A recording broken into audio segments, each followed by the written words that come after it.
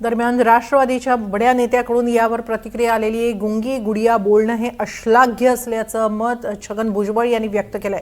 यापुढे असं बोलाल तर लक्षात ठेवा तसंच उत्तर देऊ असा इशारा देखील छगन भुजबळ यांनी काँग्रेसला दिलाय। आमच्या नेत्यांबद्दल असं बोलाल तर आमचे लोक गप्प बसणार नाही असंही छगन भुजबळ यांनी काँग्रेसला सुनावलंय।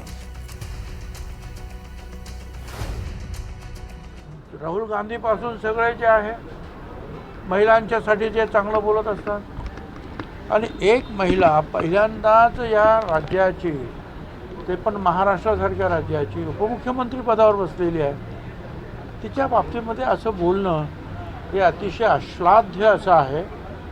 आणि अशी अपेक्षा काँग्रेस दुसरं कोणतं असं लहान सहान काँग्रेस करून तरी अशी अपेक्षा नाही। त्यामुळे आमचे लोक जे आहेत पक्षाचे लोक ते तिथे गेले, त्यांनी त्यांना जाब विचारला आणि याच्या पुढे तरी जे आहे ते लक्षात ठेवा की तुम्ही जर आमच्या नेत्यांना काही जर असं जर बोलाल तर आमचे लोक गप्प बसतील, ऐकून घेतील असं नाही।